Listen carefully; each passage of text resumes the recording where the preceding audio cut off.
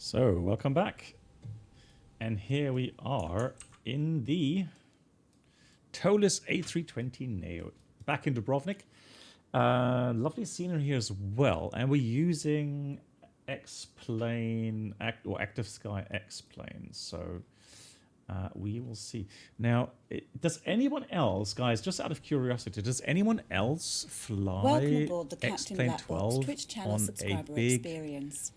Could new subscribers please make your way big to the 4K first monitor? class cabin, where complimentary drinks, if snacks, I and compare premium flight entertainment will be served. the textures on my monitor now compared Just completed a full covered VATSIM flight in the Black Square Beach Baron after a long time. Man, Cologne EDDK to Sonderburg EKS. Hey Ralph, EDDK, Feels really Ralph, good. thank you so much. Hello Big and round good applause. evening to all. Ralph writes, just completed a full covered flight on VATSIM in the Black Square Beach Baron after a long time, Cologne to Sonderburg. Feels really good. Hello, good. Nice. GG. Well done. And that's a tier 2, 55 months resub. Ralph, thank you very much for that. And GG on your flight. Yeah, Aaron. So, okay, thanks for the feedback. Yeah, it's weird. I think on the smaller monitors, I didn't notice that much. But here, my God, that is really, really different. No joke. So, let's go. Yeah, so I have the same issue. I try to achieve 60 FPS. So I try to avoid things that stand against that. So yeah. Right, we're just doing the hey, where's my... How can I...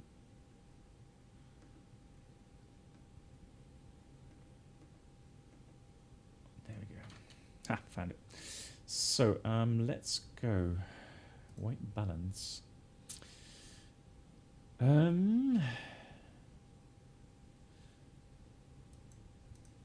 Let's see. So, I'm trying to remember.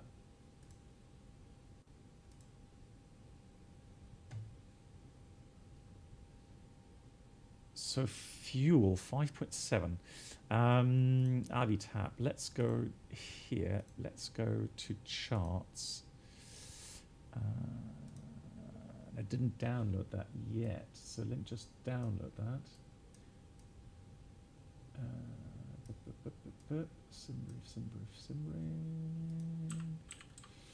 Simbrief downloader. There we go.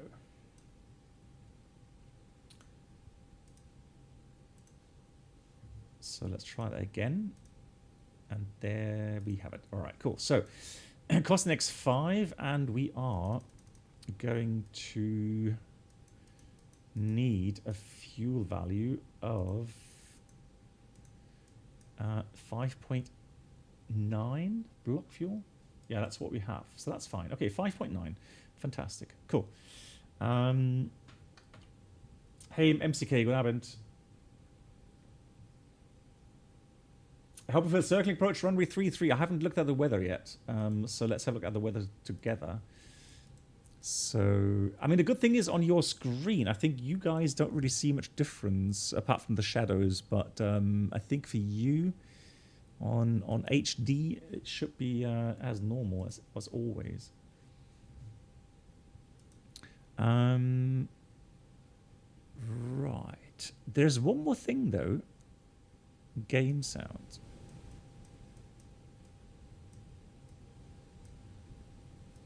Yeah, I'm just going to dial up the game sound a little bit, because I do feel like it is a bit quiet here. All right. So weather. Where's my weather gone? Where is the weather? Here it is. So Salzburg 060 at 4. Yeah, but we could. So we could do a straight in visual 3-3. Yeah, you're right. Mike, I know exactly what you mean, which approach. So if we go to there, WS, So if we go and look at the approach charts, so you're looking for the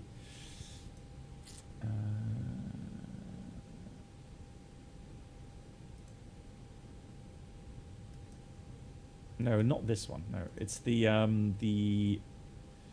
is it the Yankee AR? Yeah, it would save time, MCK. Absolutely, you're right. This one here, right? So via Etrog. So let's have a look at the flight plan. We're going via Rasta. And where's Rasta? Let me just check my navigraph. Import. So we're coming via Rasta. And I guess from there, we could literally go and fly to Etrog. So let me try that. So arrival, runway 33 Zulu, approach via Etrog, insert. And then all we do is we'll go and close this. Well, we have to get the clearance if the ATC is online. If not, it doesn't really matter that much. Well, the thing is, no, so Oliver, if we do the circling, very likely we won't be getting it.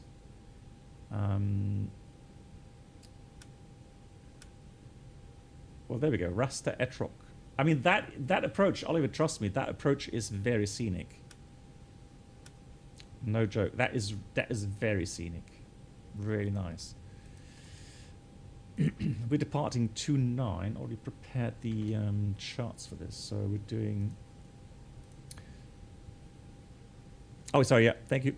There we go. So we're doing the 29 departure. It should be the Doput. No, the Amugo. There we go. Amugo to Delta departure. So straight at 5. So echo means 5th letter of the alphabet, 5 miles. Overfly, turn left, 238. Then track 243 to intercept 265 outbound to Amugo. And the initial climb is 8,000 feet. There we go.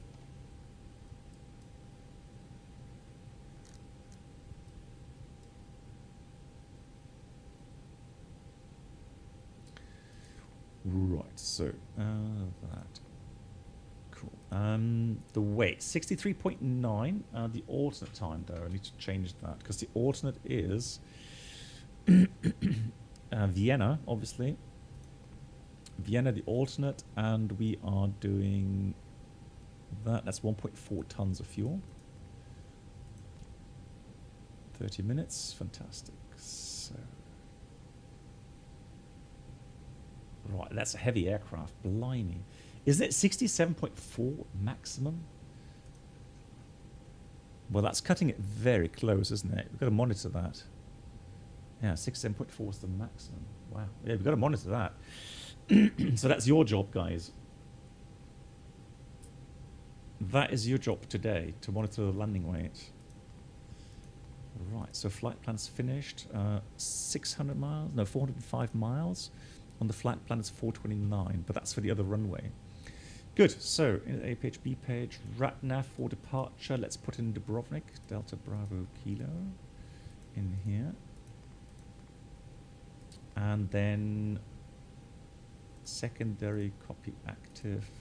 Now, since the wind is such that we can actually fly an eyeless approach into Dubrovnik. So it's just crosswind on the approach there. So we'll take the Zulu ILS, no start, no via, in case of an engine failure. And the procedure for that, let's just check that, LDDU. So that is NADP 2 departure, and the EOCID is 6 miles to Dubrovnik. So let's enter that. So first of all, Lima Delta Delta Uniform 29. Then we'll put the radial 294. Then we have 6 miles Dubrovnik. So Dubrovnik, 6 miles. Then we turn left 140 and intercept proceed to radio 185 outbound to 15 to hold. And the acceleration engine out is 2,100. Put that in there. And acceleration 1530 and thrust reduction 1530.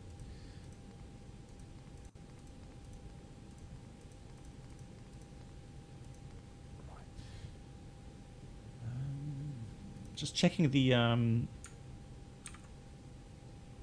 RAM, 21 gigabyte RAM currently used. Okay, fantastic. So weight and balance, that is set. Take performance. So we're going to 9. Crosswind, temperature, QNH. Good. 69.8, 29.6, flex, config auto, air conditioning off. Compute. Yep, thank you. So we've got that. So let's just double click here, can we? No. So we've got flaps 1 plus F. Quite interesting because normally the Neos give you a config 2 departure. So trim setting is up 0.4.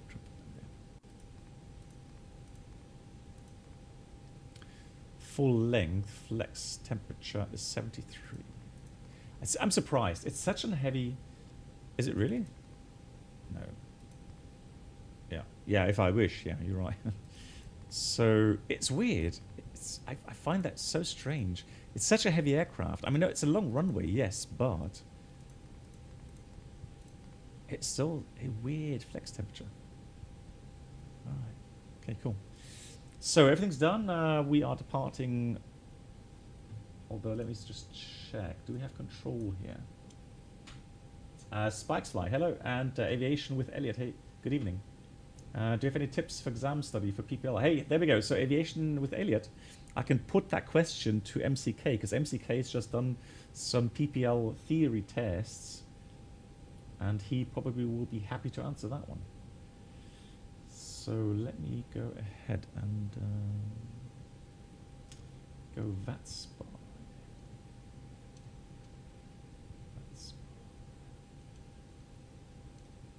Or that scope actually.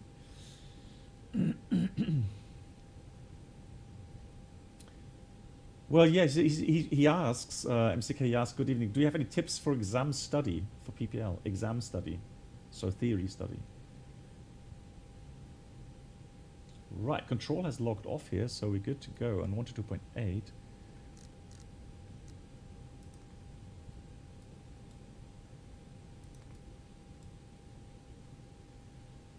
8,000. So we're departing on runway 29. And we have the departure route. Amugo to Delta, going up 8,000 feet. Already checked the waypoints to Amugo and the sector north 8,400, south 5,600, although that's over water. So there shouldn't be any bigger obstacles there. And fuel, we have, according to the flight plan, we have extra of roundabout, hold on, of 600 kilograms, 16 minutes. Taxi out, we will have a look. Normally we shouldn't be needing a backtrack, but there are some sceneries out there where you don't have the taxiway all the way, so you don't have golf. Let's check here. Oh, we have golf here. Fantastic. So we do have golf on this scenery. Very nice. So we'll taxi out all the way to golf. No hotspots.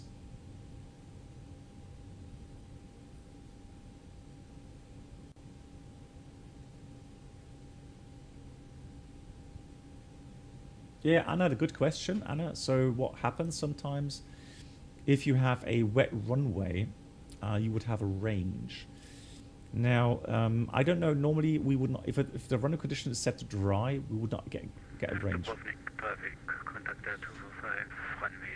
So here you got the excellent stop distance for the speed 120 knots. So obviously you don't accelerate as far, and you have a, you know, not as much stop margin because you're slower. But if you want to take it as maximum as possible, then you can go up to 141 knots V1, then stop and still be able to stop on the runway. So what's the advantage of having a higher V1? Well, the advantage is that you have more time on the runway to abort the takeoff run for bigger failures. All right, so after V1, we'll only abort for aircraft not controllable, engine failure. Sorry, disregard. So after V1, we don't abort anymore. Before V1, we abort for engine failure, ATC call, and aircraft controllable. And depending on the failures itself, you may either go and abort until you get to V1. But of course, past V1, you don't abort anymore. So again, the advantage of having a high V1 is more time on the runway to have the ability to stop the aircraft with failures.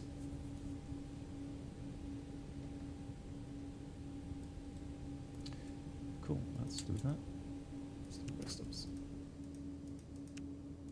Oh, I mean, I misclicked. I didn't want a beacon. So now we lost all the ground power. Please. Give me ground power. Oh no, I can't get it back.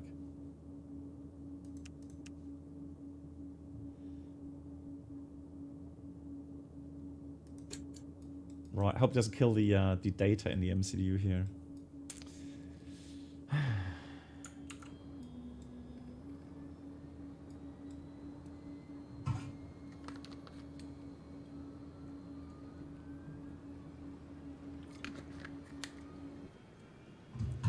There we go. So MCK is giving you good answer, aviation with Elliot. Yeah, so regarding theory tests, depends on your ability to memorize stuff. So there's people that have like me, I have a tough time to remember stuff, so I have to read through it a lot of times to really get it, you know, sunk into my brain. Why are you opening the cargo door? And then there's people that, you know, can memorize things very easily. So it depends on your personal character and your abilities. But yeah, you just have to get it into your brain and be able to memorize it. And then I'm not sure. It's MCK. Do you guys have a? Yeah, luckily we've still got the routing, everything inserted. Do you have multiple choice tests available to practice with, or is that top secret? Online simulations sells.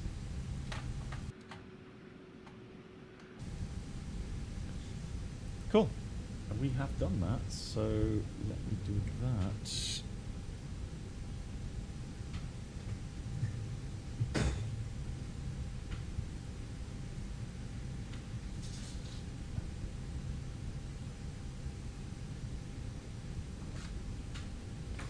Let me see if I can get the camera working. I don't know why that's not working. Sterile.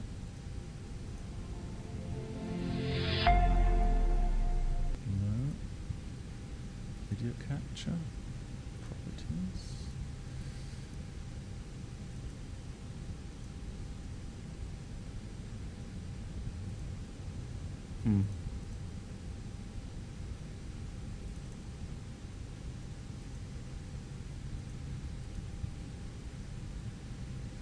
Nope, not working for some reason today. I don't know why.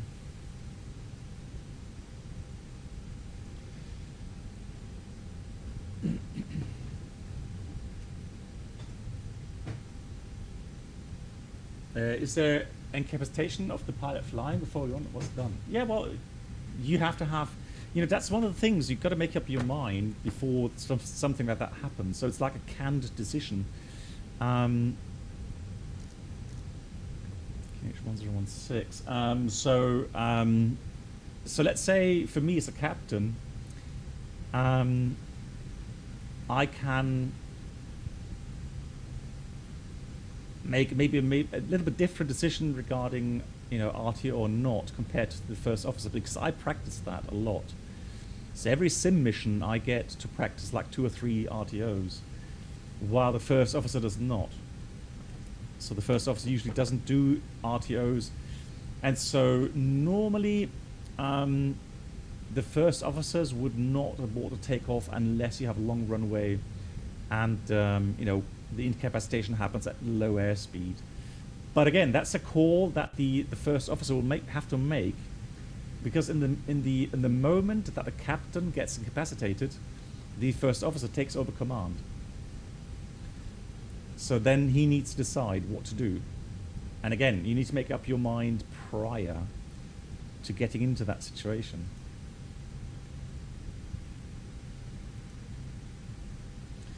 Good, let's go for the cockpit preparation checklist. Gear pins, covers removed. Fuel quantity is 5,900 kilograms balanced. Seatbelts on. 8 gears are all NAF. And bar ref, QH1016 checked. That's the cockpit preparation checklist completed. Let's go with the before start checklist. Parking brake is set. Takeoff speeds thrust 149, 149, 151, flex 73. Windows doors. Well, I don't know if I can get the doors closed or don't. Maybe I can actually. No,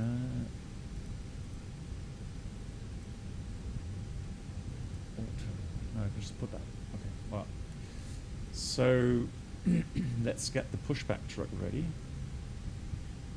And then maybe that helps pre-plan. So we'll push back here. Ground to cockpit. Plan acknowledged. Call me through the menu when you are ready. Ground to cockpit. Tow is driving up. Right, let's print. Everything is closed, locked. So closed, and the beacon is on, and that's the before start checklist completed.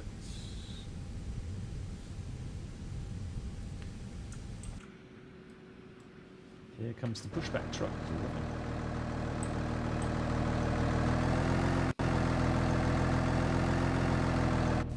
MCK writes practice test. I think this he has some resources, but delivered to those online. I found a free practice test for air law. Okay. The traps they use are the same, really. Only there's a certain amount they will test you on. Okay. Okay, cool. Well, it's good to hear. Yeah. Okay, all doors and hatches are closed. Ready to connect.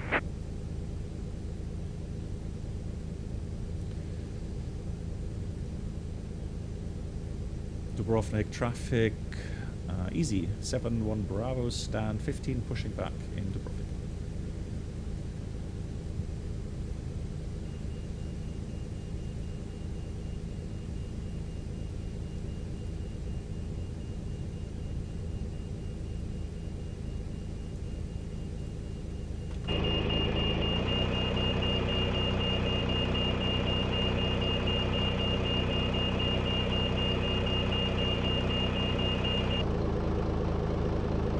Tow connected and bypass pin inserted. Release parking brake. Brakes released. Starting pushback. And you may start engines.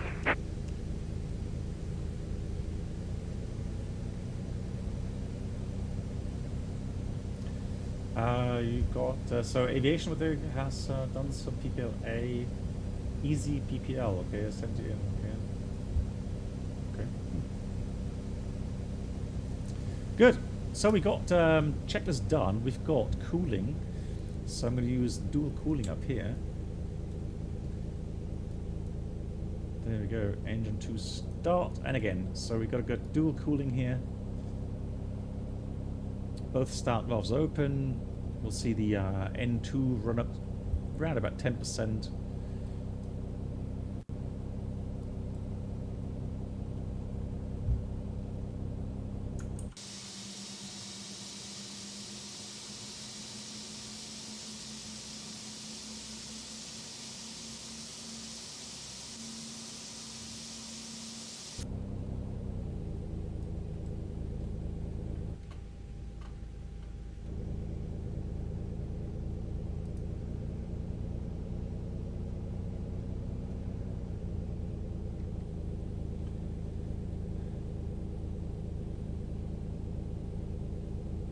Yeah, I do prefer the Pratt Whitneys. I think the startup sounds a bit nicer on the Leaps, but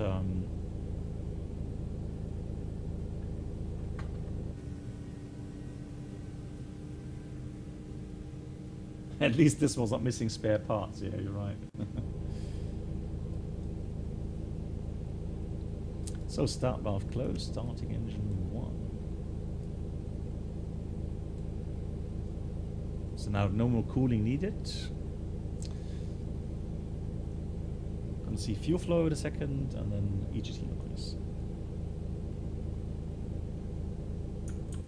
He's still pushing back? Where's he pushing me to?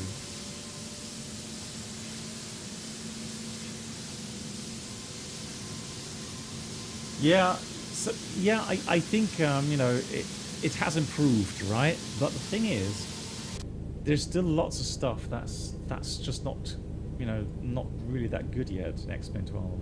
Still missing lots of stuff. So good engine start. There we go. Flaps 1.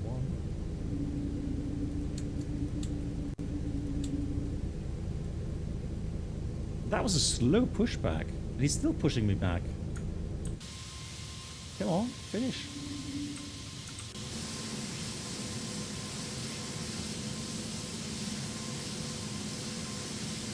He has pushed me to... Like, what's happening?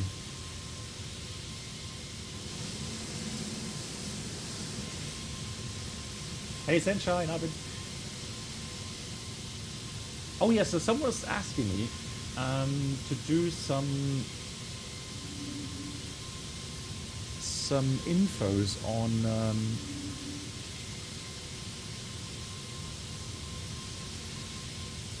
right, stop. Thank you. Blimey. Operation complete. Set parking brake. Let me just show you. Disconnecting tow. Stand by. Stand by. So, Senjai. Let's just get that. See if I can connect AirPlay.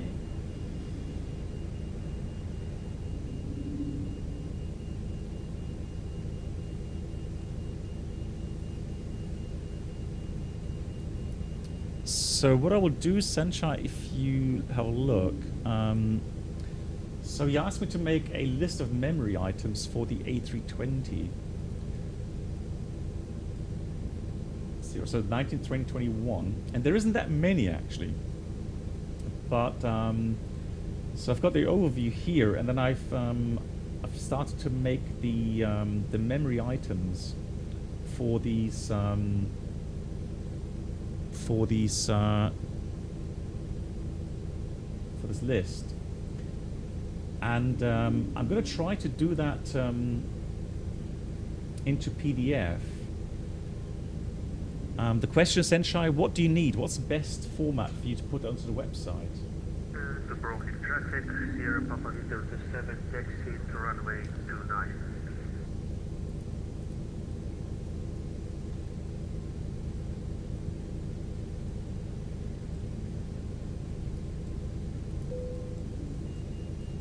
So, flight control check, full up, full down, neutral,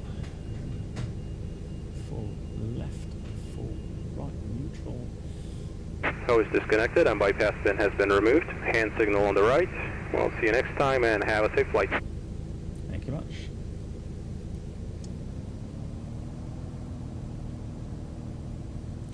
Dubrovnik traffic, easy 71 Bravo, taxiing active at Dubrovnik 29. Okay, the PDF signatures. Oh really? Okay, so there's the pin after start checklist. Anti-ice off, ecom status checked, pitch trim is...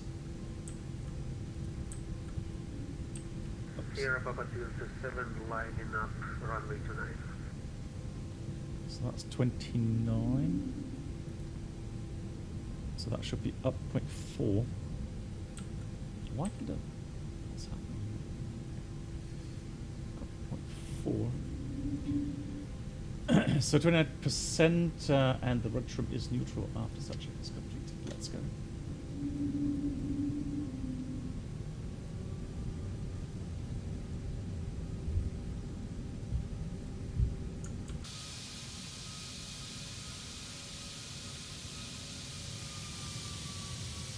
Dubrovnik traffic Sierra Papa Victor 7 taking off runway 29 and you go to Delta departure.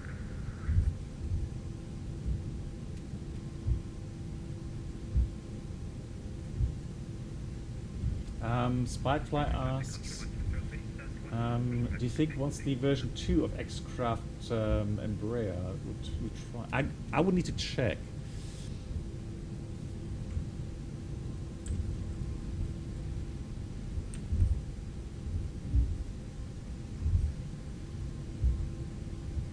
Nice. I can't make any promises on these things because I don't know really what the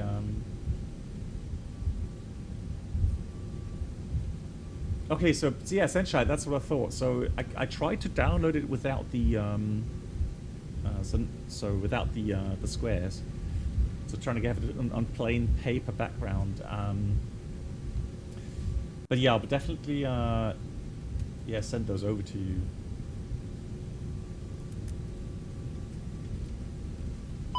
Oh, of course, engine. It's weird how long it takes them to fix this. I've got to get into contact with them again with that. Because he did mention that he wants to fix that, so the oil temperature should rise more quickly.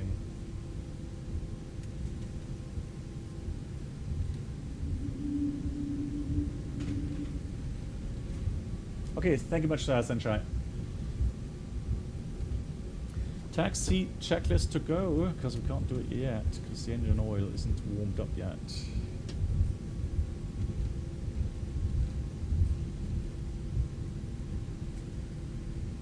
Yeah, Spike, I know, right? It's just it's one of those things where you got to make, make up your mind what you prioritize. But yeah, coming from Microsoft just now, on the 4K screen, it looks pretty bad right now. So that is a bit disappointing.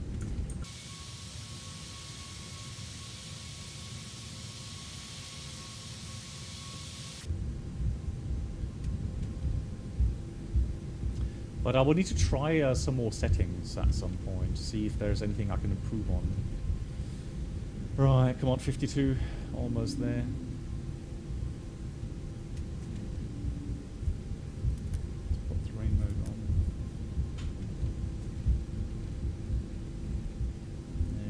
Number 2 engine already reached that, but that has been running a bit longer.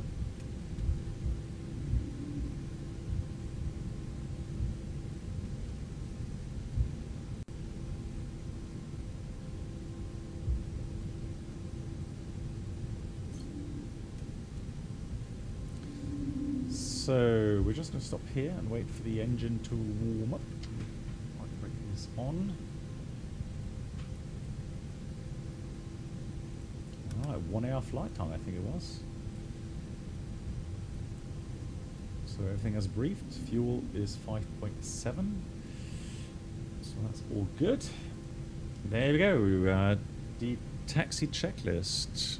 Flight controls checked. Flap setting config 1 plus F.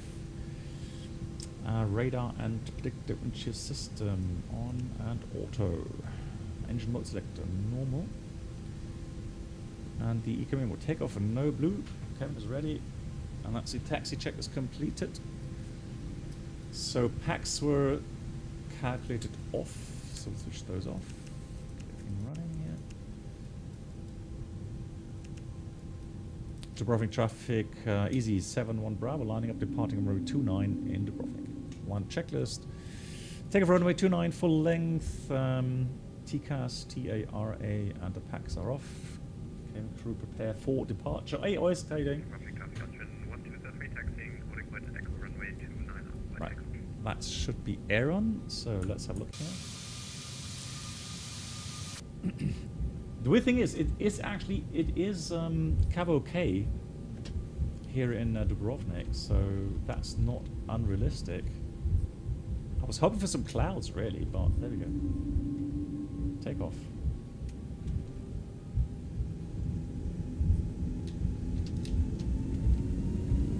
Manflex 73 SAS auto thrust is blue. Whoa, that's a lot of wind.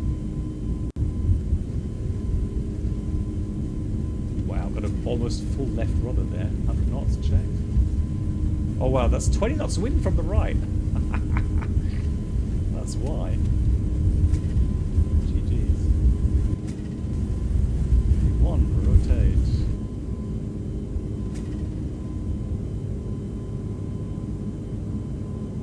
Explain at its best.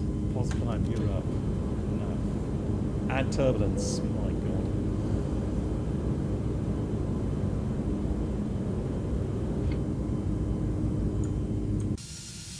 Wow, look at that crab angle already. GG.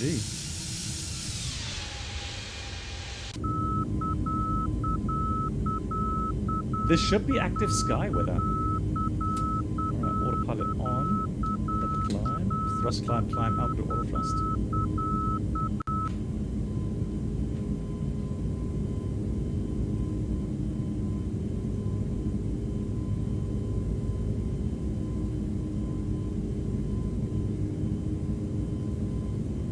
I just reloaded, I just debugged the weather. Let's see what happens now if I debug it.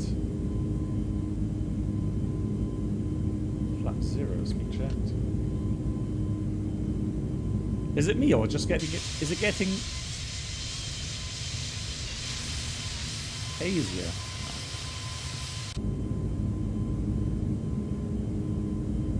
So 5 miles to Dubrovnik, there it is. Left turn, fantastic.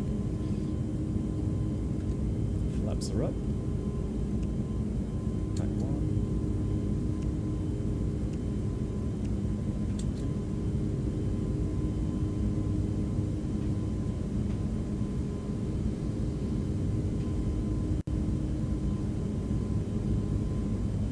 Aviator, I mean, have a look. Hold on. So, oh no, that's not it. So here you mean like flight conditions here, weather.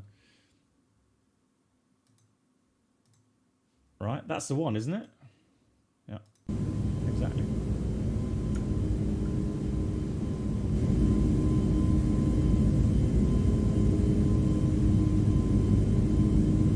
Yeah, it is manual. So, but the thing is, it is cab okay. So the temperature was around about, what, 16, 17 or something?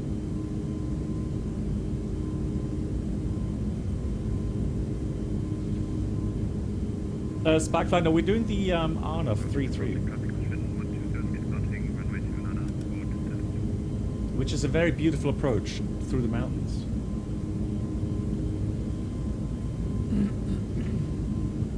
How is the 320 in the air? I like it, yeah. The Toliss is nice, yeah. Absolutely.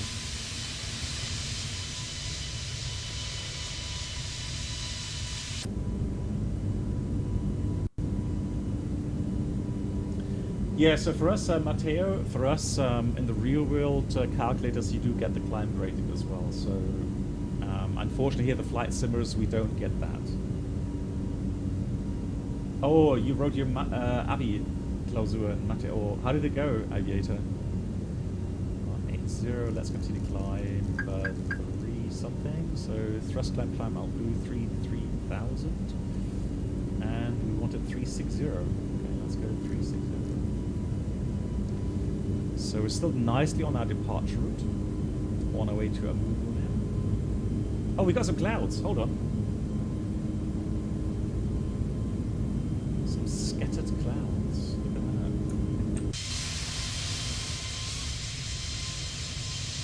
Welcome aboard the Captain Blackbox YouTube channel subscriber experience.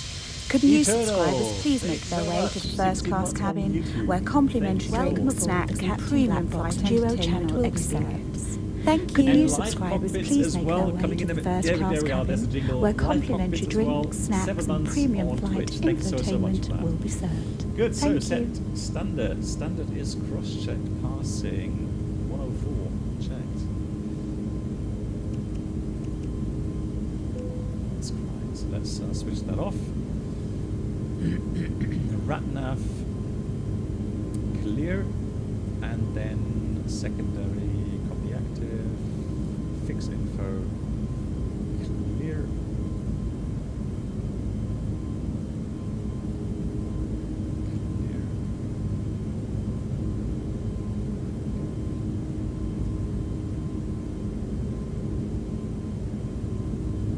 Just a bit quiet, okay. Well, I mean, I can dial down the sim sounds a bit because I think maybe I've overdone the sim sounds just a tad.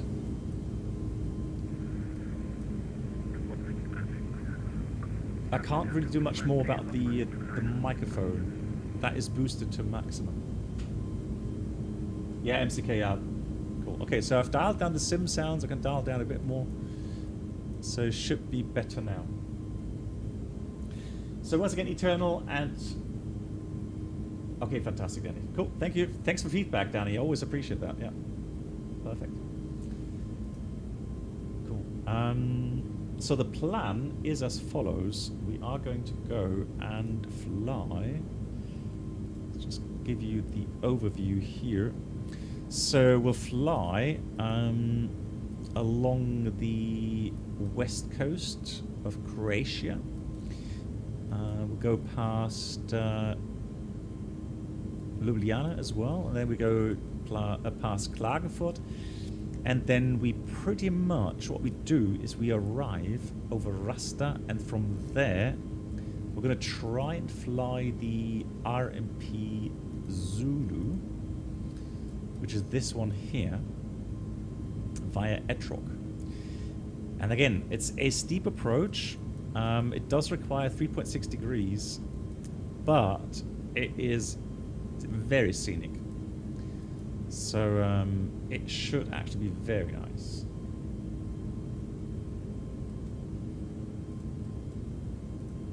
Let's have a look at the weather. AOC menu, destination 8. Not available, of course not. Weather. Let's go here. Meter.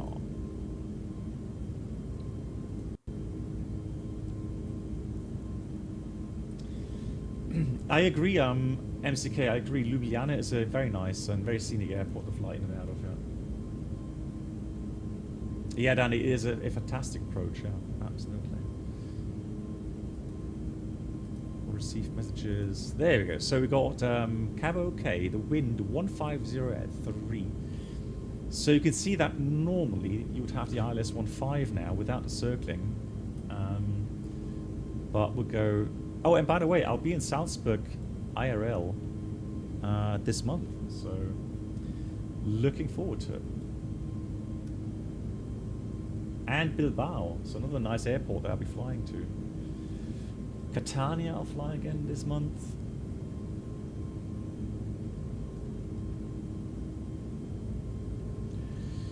You know, the thing is, MCK, if you fly the Neo, 50 knot tailwind, you usually don't have fun with it because the N1 is so low anyways.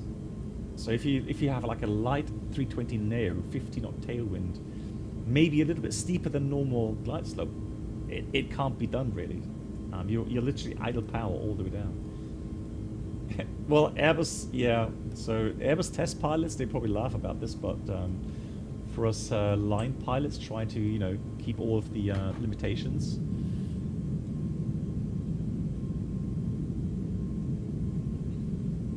So I was just about to ask Aviator. It went good, fantastic. Happy to hear that your math test went well. Very nice.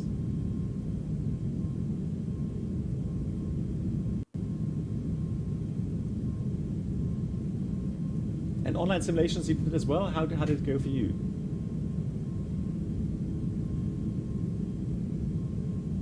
James, what do you mean we are young? Are we? Oh, I know, I'm not. Yeah, so Insane Base, thanks for watching. Yeah, have a great evening, great night. Sleep well. Well, so Cedar Key, no. So the thing is, Cedar Key. So there's a difference. So what Anna is referring to is the calculations I made for Dubrovnik. Now, normally on a dry runway, I would agree. On a dry runway, you don't normally get a V1 range, but for a wet runway, you do get a range. The reason being is that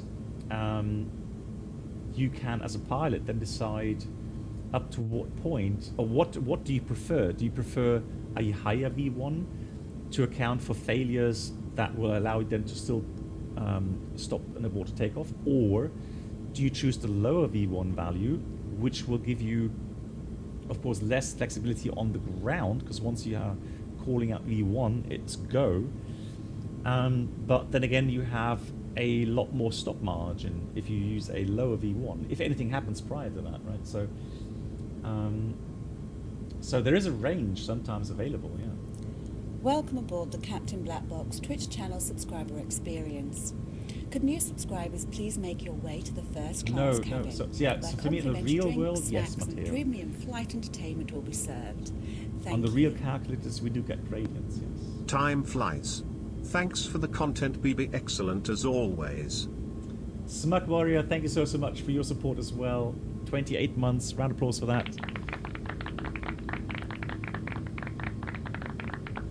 Smug Warrior, thank you so much, 28. And thanks, yeah, he's right, thanks for the content. I will say thank you for your support. That's really kind, thank you. Yeah, in case you do have the FSI panel for the Phoenix, actually JP made my mission compatible with the ATC voice version, and there's a video out as well. Let me just find you the link for that.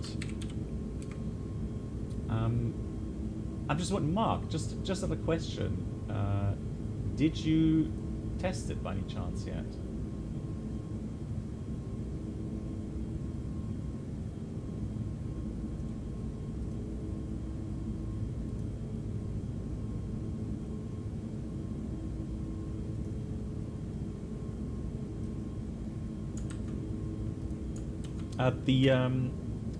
That's the video, so that's spoiler alert. The video gives you the solution or tells you what it's all about. So JP made the developer from the FSI panel made a video on my mission that I created, so I know Mark, so I know Malindley has the FSI panel as well. Yeah, Bash, I know. It's just that's something. So if you look down, for example, it's fine. It's just if you look outside, the lighting adjusts. I know. There's still a couple of things in X-Plane that is not optimum yet. I know. So Dustin, I'm doing well. Thanks for asking. How are you doing?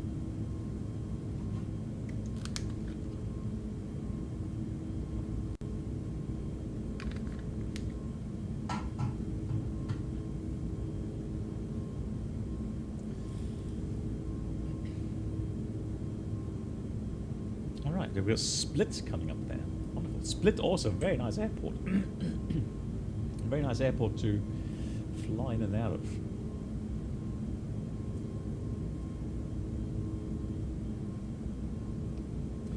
So Mikba, yeah, I am a little bit tired, yes, but I went cycling, and whenever I go cycling at the moment with all the pollen flying around, I do get kind of a sore throat. So I do sound a bit scratchy in the voice.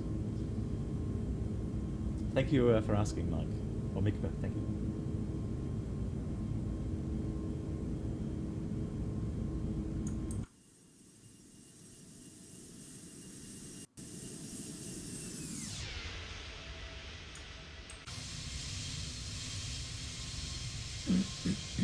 What do you prefer? Hold on, let me see. So what do you prefer, the winter schedule and the Scandinavian seasonal routes, or the summer ones? Yeah. Yeah, well, I tell you what, I like both seasons, but I like the summer seasons more, for the reason that I just mentioned, MCK, because in summertime we have some very nice kind of exotic destinations. So, you know, Greek islands, let's say Santorini, for example. You could have Mykonos, Rhodos. Yeah, we have sometimes. Yeah, so definitely there are some lovely ones. And I've just been to Malaga the other day, and we were on Malaga on the stream last week, didn't we? So it was an interesting approach because we had a completely fully booked 321, so the IE engine version, and it was a very interesting approach. So runway 31 we approached, and it was a very, very challenging. A lot of up and down drafts, wind gusts. So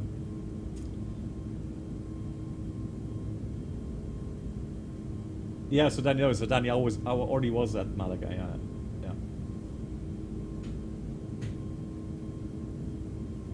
Yeah, so see the key. I fully agree with you. See the key. Absolutely agree. You know, don't get me wrong. So on dry runways, I can't remember seeing.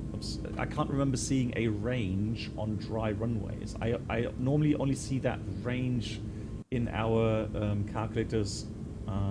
Yeah, with wet runways. Yeah.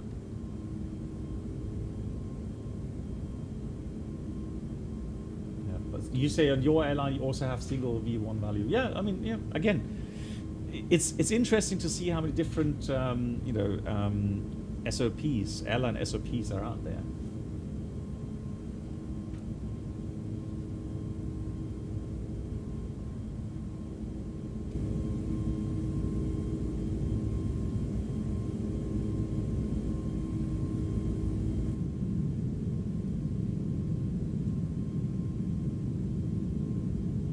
Looks all right. Good. We are coming up our cruising level. Now, in real life, what you find is the performance as you get, you know, let's say above 28 to 30,000 feet, the climb performance goes down quite drastically.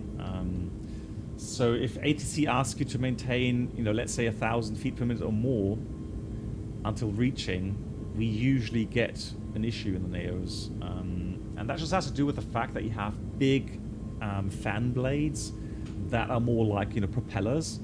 And just like a propeller aircraft, lower atmosphere, it's very good, very powerful.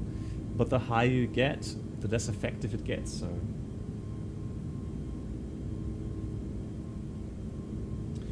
the FS are the brakes that bad on the FS Labs? I mean, in real life, they do brake fantastically. I mean, if you put full brakes, poof, get ready for some complaints from the passengers.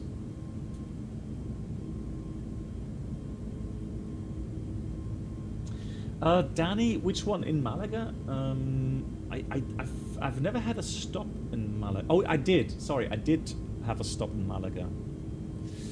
In summertime, yes, it can be busy, but it's a big airport. And the weird thing was, we had a gate position which I've never had before. Let me just go and find that. Airports, Malaga. There we go. So, Malaga taxi. Yeah, we were parked on this side. Hold on. There. Yeah, so we were parked here. Out start. I think it was 66 or something. Yeah, normally I would always be parked here in this area, but this time we were parked here. Really strange.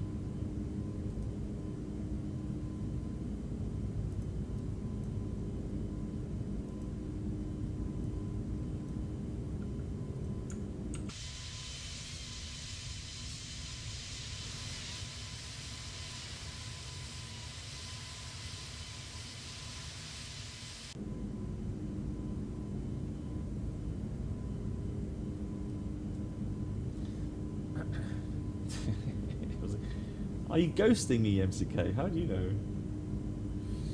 Right, let's see. Cool. Oh yeah, we were talking about some of the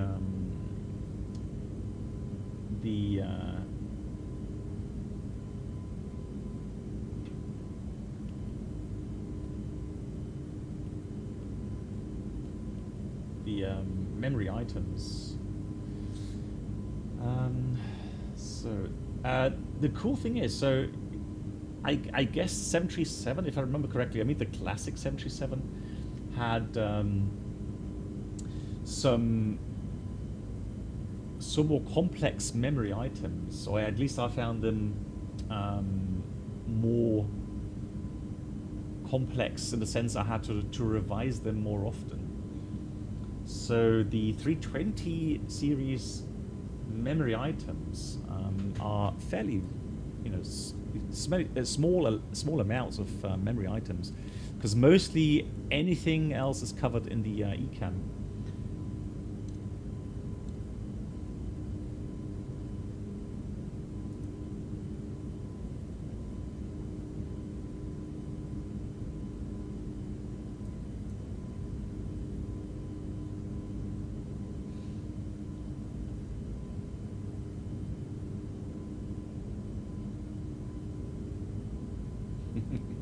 Good. Does the operator already use the new planning minimum for this? Yes, yes, they do. Yeah, we do, Matteo, and it's a nightmare. But I mean, what we normally do is, like with many things, we kind of take the worst limit, and then if that is being busted by, let's say, the weather, for example, then we go into the details. So then we get all our booklets out and look into the detail of that.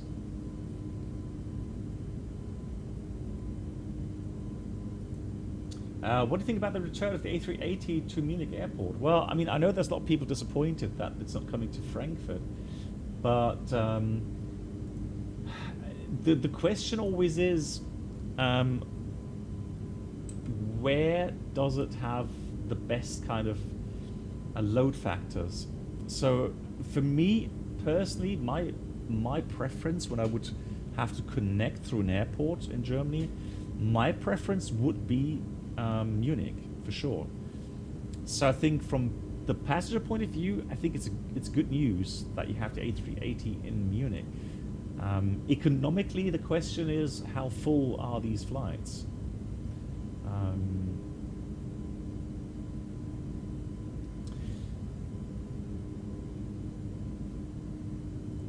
So quickly go through the memory items here, and again, it's not really that complex. So you have, let's start with the obvious ones. Oops,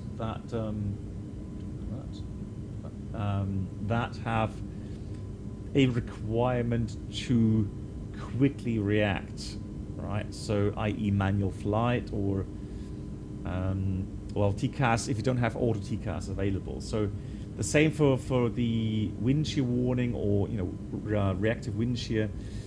These are things where you don't have much time. So obviously there you have to know your memory items. And not just the memory items, but also the call outs. So if you disregard those, which are obvious, then there is just loss of braking, which you would use anytime. So not just a mechanical failure of the brake system, but also, let's say, because of a slippery runway. So if you have no braking force and you're not sure what's happening, then you would call out loss of braking. And loss of braking means that you put the reverser to maximum, and you could keep that to a full aircraft stop. Then you would release the brake pedals, and you would switch the anti-skid nose wheel steering switch to off. It's this thing here. Now, when you do that, you switch your normal green braking force to the yellow system. Now, it says as a warning, as a note, it tells you that when you select the anti-skid nose or steering switch to off, the alternate braking mode is activated, and consequently the brake pedals should be released prior in order to avoid a brutal braking action.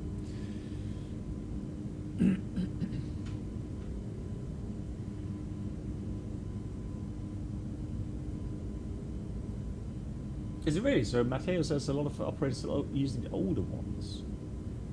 Okay, that's interesting. I thought it was mandatory by now. Yeah, I know, right? Brutal. So anti-skid and then nozzle steering switch to off. Brake pedals pressed. Now, the thing is that normally on the newer aircraft type, so the third generation and newer aircraft will limit the brake pressure automatically to 1000 psi. So whenever you have the ABCU installed, alternate brake control unit, you can press the pedals fully, and the ABCU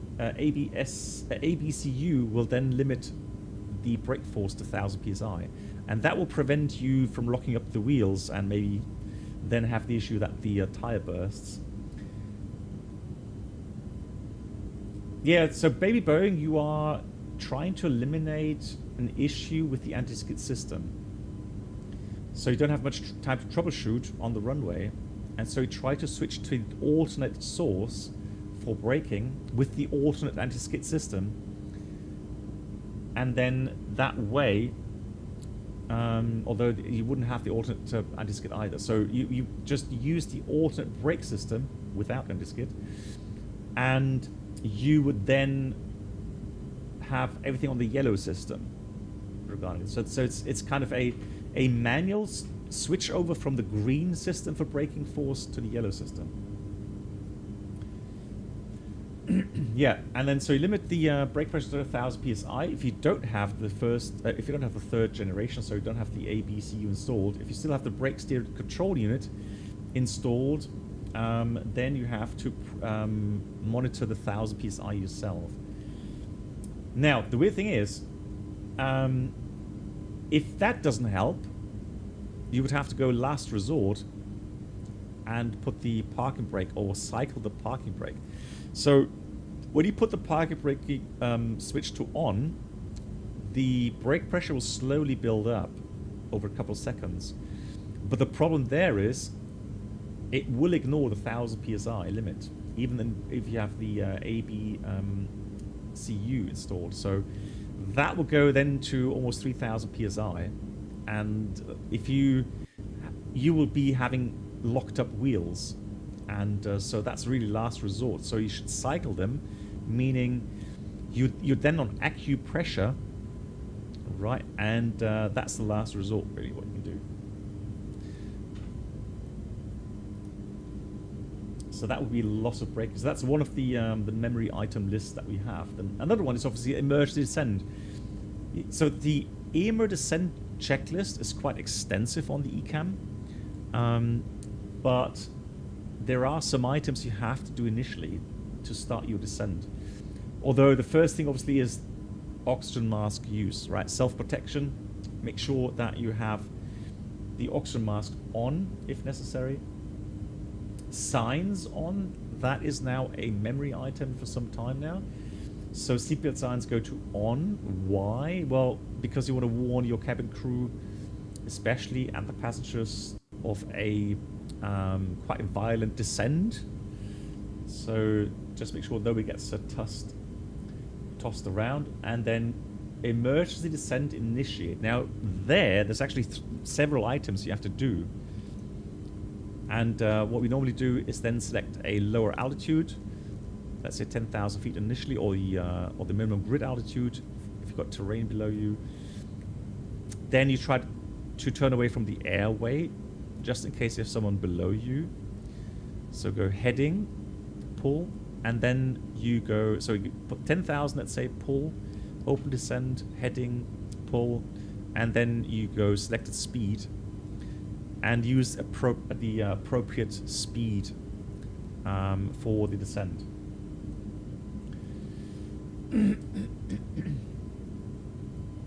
So that's the items that you have with the emergency descent initiate. Then only if the auto thrust is not active for whatever reason, if it's broken or for some reason you've been using manual thrust, well then you've got to put the thrust levers to idle yourself. Very obvious, right? So last thing then of course is speed brake full. Alright, and once that's completed, then go into your econ checklist.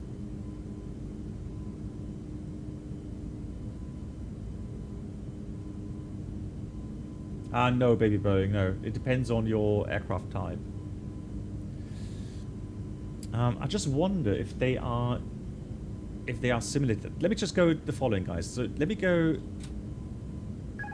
autopilot off, speed brakes full. So have a look at the retraction time. So here we go, retracting them. That's actually pretty fast. So in real life, it takes a lot longer for them to retract.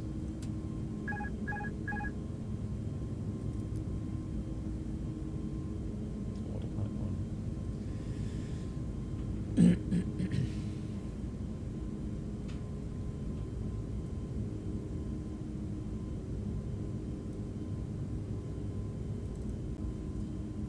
So you think that's above Mach 0.76? I try to remember. We did lots of practice the other day in a sim.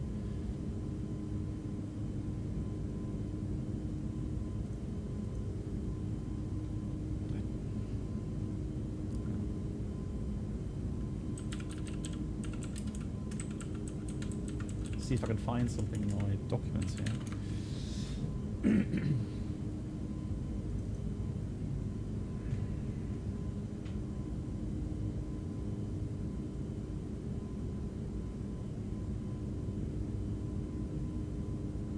No, so it's 0.75. Yeah, exactly. So it's 0.75. It is. Yeah, and we were practicing. So 0.75 is actually fairly slow, but here, 0.755. Yeah, it does take 25 seconds then, and that's a long time. So 25 seconds is a very, very long time, and just have to realize that.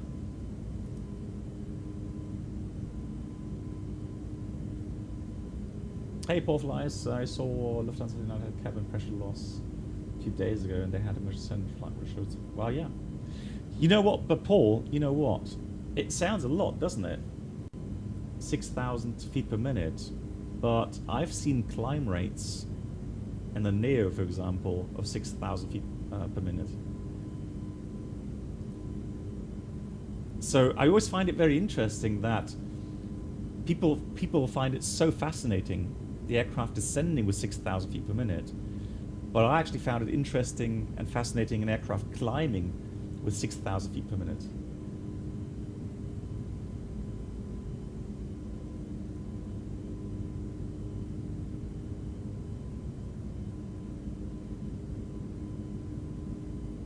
Yeah.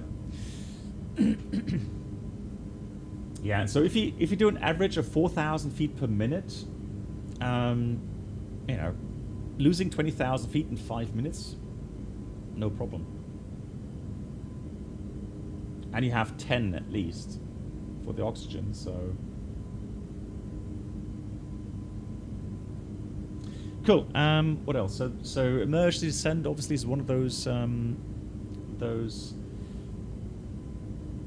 Then yeah, unreliable speed indication. Now that's something. It's something when it came out.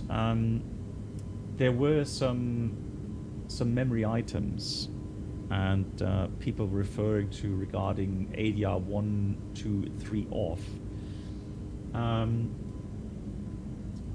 And there was a time when you had an issue with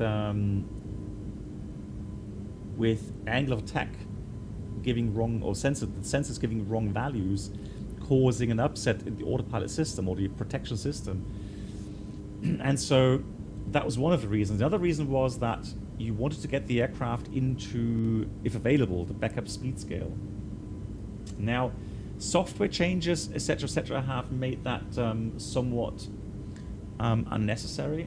So the items for unreliable speed are as follows. So autopilot off, auto thrust off, and flight directors off. However, only if the safe conduct of the flight is impacted. What does that mean? Well, it literally means only if you have like terrain around you that you want to climb above, or if you are somewhere in the speed regime that could cause some other upsets. Maybe then also you would see the safe flight, the flight path impacted. But otherwise, if that's not the case, you would actually not necessarily need to do the memory items.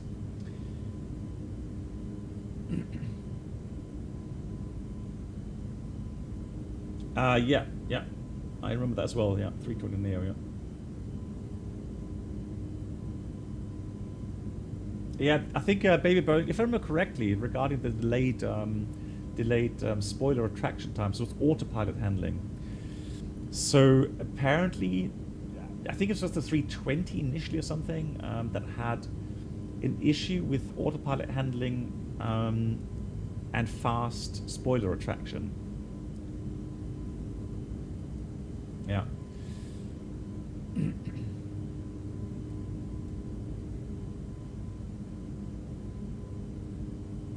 Yeah, or it has to do with autopilot handling and pitch change. It could be that as well. I don't have anything in that regard in my documents, so I don't know. No, MCK, they've actually, a lot of OEBs are gone in that regard. Yeah. I think it's just the 319s at the moment. I think the Neos, yeah, I'm pretty sure I just saw a 319 that we flew that had the speed brake limitation. Yeah, so Neos, I think that has been fixed, yeah.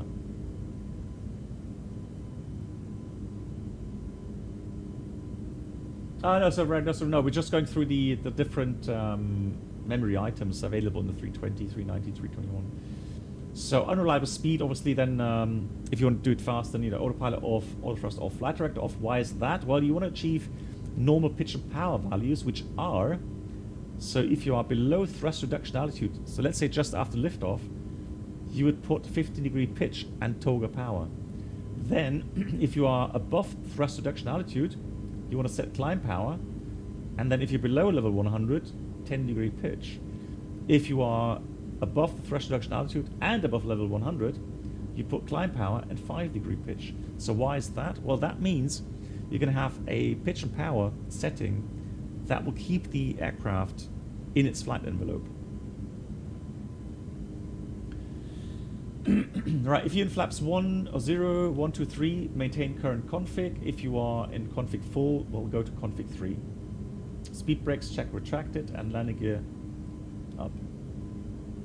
And then when you are above the minimum safe altitude or the circuit altitude, level off for troubleshooting. It is that simple. Good stall recovery, same thing, of course. You have to do memory items. And the biggest important thing is pitch down.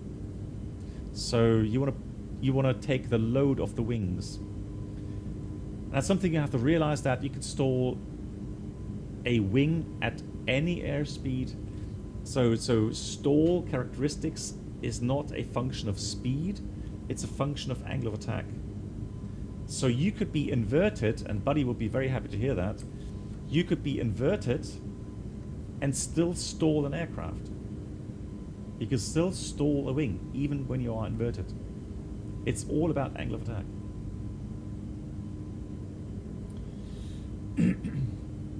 So the most important thing is nose down pitch control to reduce that angle of attack and get the aircraft into or at least the airflow, back into a speed or an angle of attack regime that allows the airflow to connect again to the wing and create lift. And then it swings level, and then only when out of the stall, thrust increase smoothly as needed. That's very important because you have under the wing mounted engines, especially low airspeed, will cause a big nose up momentum. And that can then cause issue again with secondary stall. So you want to make sure that you increase thrust smoothly as needed. Speed brakes check retracted and flight path recover smoothly as well. Any kind of jerky, kind of recovery will cause load factor again to increase, and then the maximum angle of attack will decrease again, and then you will have the effect of the secondary stall come in. So if you're in clean configuration below 20,000 feet, flaps 1 select, and that's it. Oh, here's a peculiar one. The stall warning at liftoff.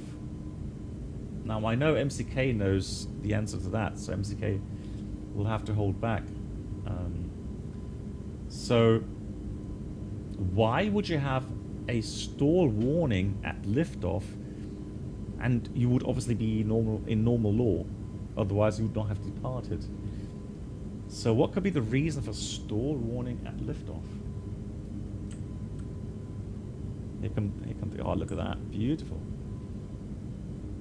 Wind shear? No. No, they would have a wind shear warning.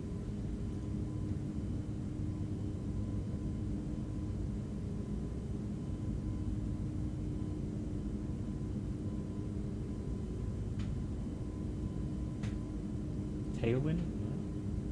Me being pilot flying, lol. No, it's a technical. It has a technical issue, guys. Because normally in normal law, you would not get into the stall, right? You have your protective systems that it prevents you from getting into the stall. Yeah, exactly. Cool. So Iglops. Exactly. Angle of attack sensor malfunction. So why wouldn't you notice that before? Well, because those things only get active after liftoff. Right? It takes a couple of seconds for the angle of attack sensors just to get the values into the computers, and then if you have a malfunction, that's when you could have a nuisance stall warning at liftoff. Right? And then you would do the toga power, pitch 15 degrees, wings level. And then it's the same thing. You would just climb up to safe altitude, check pitch and power values, and then you would pretty much fairly quickly, very likely, get a solution that it's a nuisance warning regarding angle of attack sensors. But that's why it's there. So so yeah, that's what you have. Loss of braking, EMA descent, unreliable speed, stall recovery, and a stall at liftoff.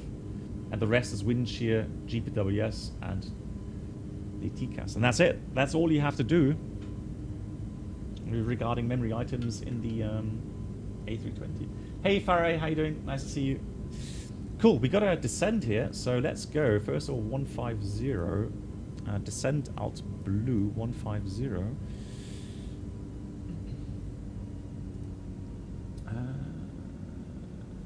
Yeah, so it's pretty late, isn't it? Yeah, 11:30 almost, so we don't have any more control. But we got beautiful weather, and we got beautiful orthos as well. Look at that. Nice. So let me get the weather. Tap. Salzburg. That.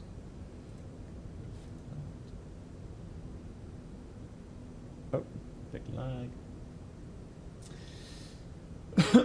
Do FCOM layouts change often in reality? Yes.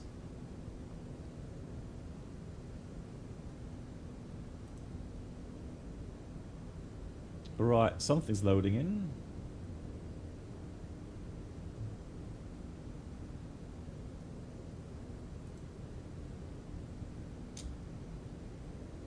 Blimey, come on.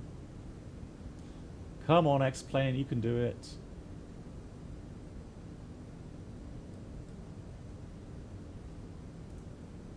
There we go.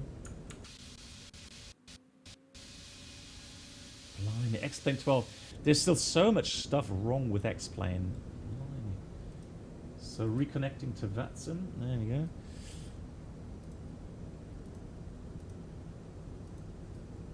So X-Plane. Here we go. Now we're working again. So here's the approach. And I was going to get the weather. That's all I wanted to do. Let's get the weather.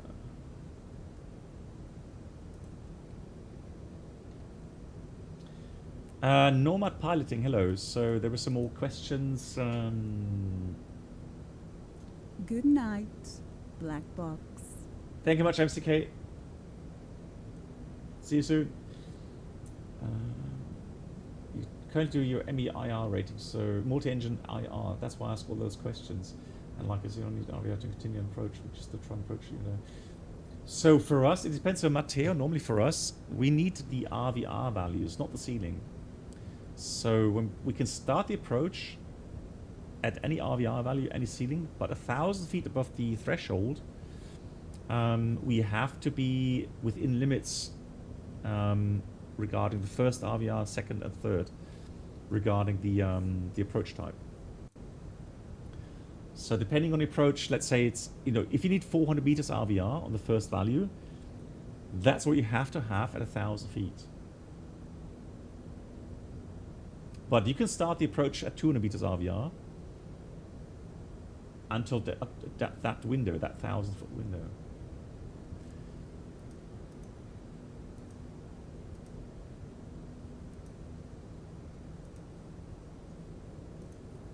So I'm just going to update the weather here. Received messages. So new. Right now we've got variable 2 knots, no cloud, 8 degrees, 1024. How cool is that? So let's enter those values in here.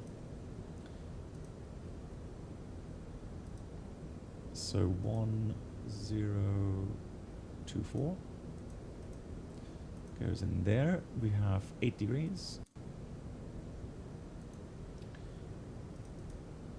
Variable 2 knots in there. And then the minimum, of course, from the EFB or the nav the approach chart, 1780 with a required RP of 0.3. So 1780, that goes in there. Cool. RatNav, well, maybe for the missed approach. So Salzburg. Let's put that in there. And another thing we have to put in if we fly an RF approach, it's obviously the runway threshold. So 33 in here, in the progress page, 90 miles. Cool. Excellent. Nomad piloting asked, a bit specific, but what will your action be during an RNAV sit start and you encounter degradation of the nav performance actually? Yeah, so whenever you get below the nav and you're not visual with the runway, you have to go around.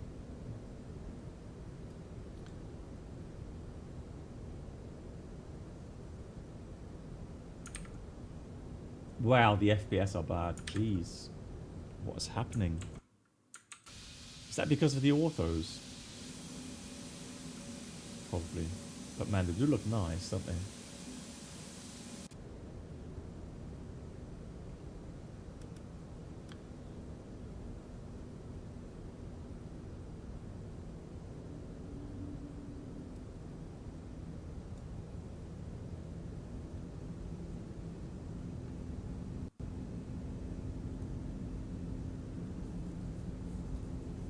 Oh, you meant, okay, so I just read a question completely regarding the RNAV sit and stars. Well, you have 1 mile accuracy, right?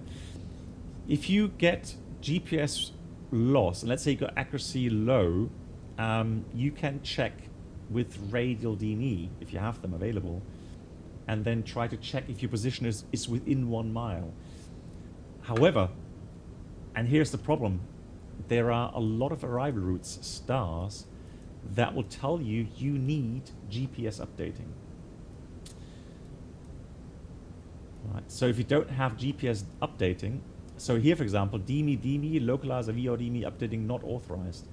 So you need dual GNSS, for example, to fly the approach here or the arrival, and 1 inertial reference unit. Right. If you don't have that, you have to abort the approach, quickly climb above the minimum safe altitude, and look for alternative approaches. Nicolas, hello.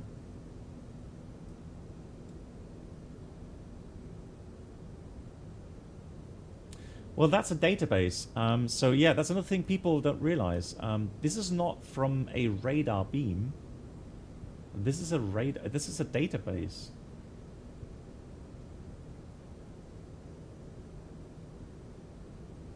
And that's why it's absolutely forbidden to navigate according to these images.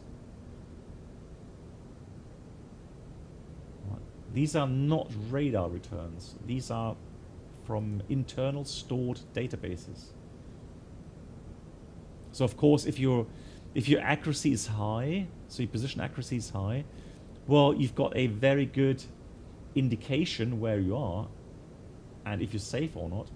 So if you have, for example, GPS loss, our procedure is that we switch off the EPG, the terrain mode, not the terrain mode from the EGVWS, yeah.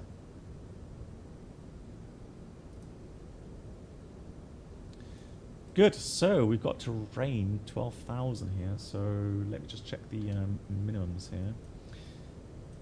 So we have 12,700 around Etrog. So we go down 13,000 initially, and then that's the lowest what we'll do at the moment.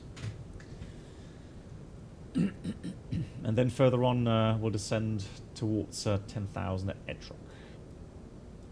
Yeah, accuracy is high. Data is inserted. Auto brake low. And let's calculate the landing performance.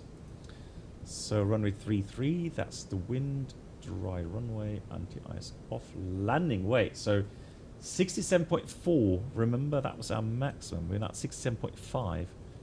So we are fairly lucky that we're just going to get below max landing weight. So with the brakes low, reverse on, we have 2,100 meters, so 430 meters stop margin. That is still good enough. Yeah, we're going to try and avoid hot brakes, although, I mean,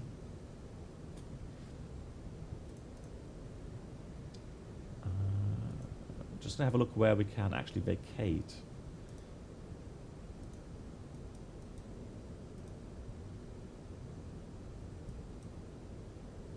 Yeah, we're going to have to vacate at the end anyways. We can't make Charlie. We'll have very hot brakes then. So yeah, we go via Bravo. That's fine. Oh, we're good back on 60 FPS. Nice. Until we look at the front, then we don't. Lol.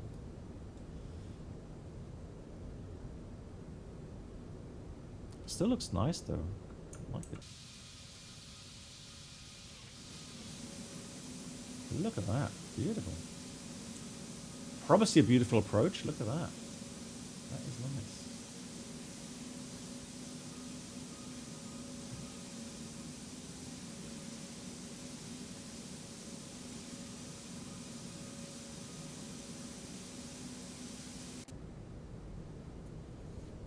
Baby Boeing, yes there is. So we have three sensors, but there were issues once, for example, where 2 of the 3 had exactly the wrong values, and so the logic ignored the correct one, and the incorrect ones took over, and the aircraft went into a recovery mode.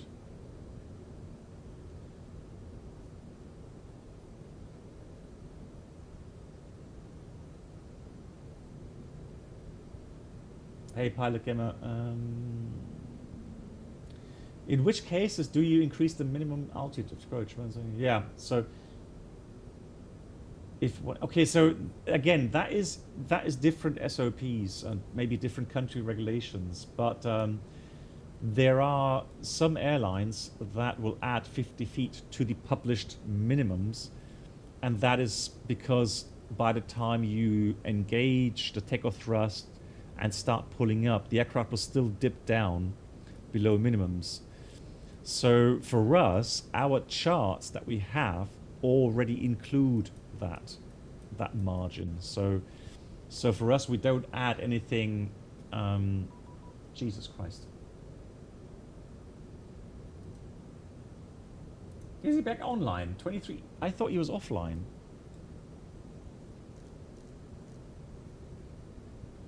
Okay, let's see.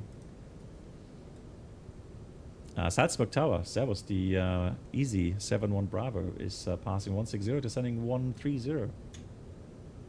Easy 71 Bravo, call me approach, Wien, correction in, Salzburg radar contact, squawk 4023 and advise requested approach. Servus, Alex. Nice to hear your voice.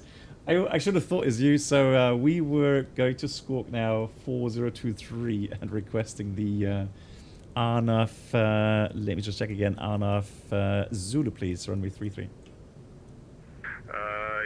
Easy 71 Bravo, roger, descent for now, 11,500 feet, cleared RMP Zulu, runway 33, report established. Thank you very much, descending 11,500 feet and call established on the approach. Easy 71 Bravo. Approach, good evening, Austrian 1203, passing flight 133, descending flight below 100, direct ATROC. Austrian 1203, I assume you request the same as the traffic behind, therefore you via ATROC cleared RMP Zulu runway 33, descent 1,500 feet, QNH 1023. That is very correct, QNH 1023, descent 1,500 feet and cleared the RMP Zulu approach for runway 33 in Salzburg. And Austrian 1203, if you have the time, kindly take out your tablet and file a flight plan. 1,500 is checked for now, and then let's get. Oh, hang on. Can we? 1203 should be 5 now. Sorry for the inconvenience. Yeah, no problem. Easy 71 Bravo, just to confirm, cleared altitude is 1,500 feet, QNH 1023 by ATROC, cleared RMP Zulu runway 33. Okay, I confirmed descending 11,500, QNH 1023, and via ATROC cleared the RMP Zulu 33. Easy 71 Bravo. So there we go. Now, I am going to start slowing down here because we've got to be configured a little bit at least by the time we get to... Good night, Black Box. Hey, Mr. Tomboy, thanks for the raid. How are you doing? Nice to see you. How was the stream? Big shout out. And P-Bask, good night to you.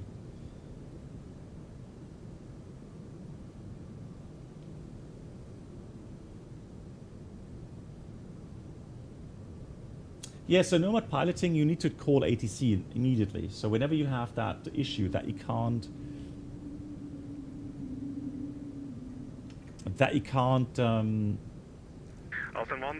guarantee that accuracy, are you comfortable about then you have to call ATC until, and find a different procedure. You would have to call and say unable RMP or unable RNAF. 1203, 280 knots would be fine if you wanted to go fast, no problem. No, don't need you fast, I just want to make sure that I can give you, for example, 180 or something like that until 804. Yeah, of course, we can use deep brakes, no problem. 180 or greater until 804 for the Austrian 1203. Roger, 180 or greater until Whiskey 0804, correction 804, Austrian 1203. So here comes flaps 1. Easy 71 Bravo for your energy management, preceding Airbus A320 is 10, correction 9 miles ahead. Yeah, we're slowing down now, Easy 71 Bravo, thank you.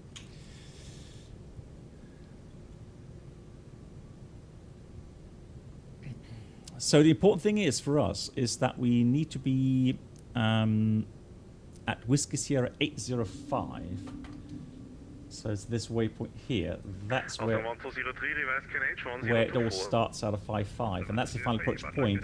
At which point we will then use 1024. Thank you. Easy 71 Bravo. So 1024 is set. So look at that. We are literally clinging on to that VFE limit for flap 2. So I'm just going 5 knot below that. Flaps 2, speed is checked. Flaps 2.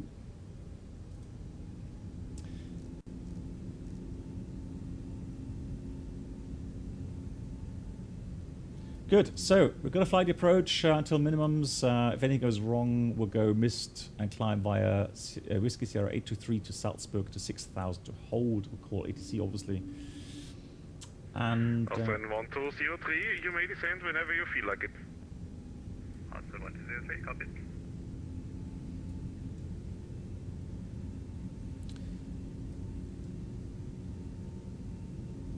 Okay, so via Etroc will be cleared for the approach, or we are cleared for the approach. So I'm going to put the final approach altitude in here, which is 4,000.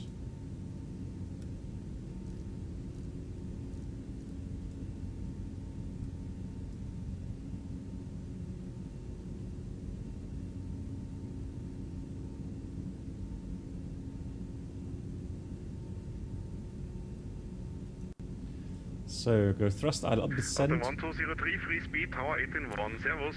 So how many miles do we have until that waypoint 804? That's about 15 miles, 5,000 feet. Yeah, it should be no problem with config 2. So descending now. Now the thing is, I can actually go. Let me go descend, manage descend. So out magenta 74, and that way we won't bust these minimum altitudes. And these are obstacle limited, so you got to be careful with that. Look at that valley. I think the airport is right there. I can already make up the runway. Absolutely gorgeous.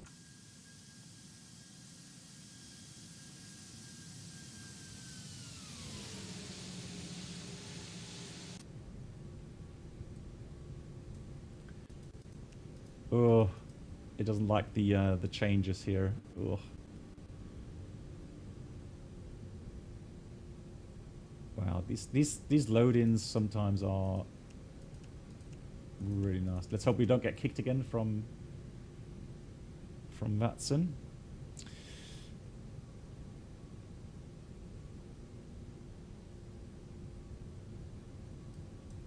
Yes, you can see from the 1,500 feet per minute, we will reach 4,000 here at that waypoint. So we're all good for now.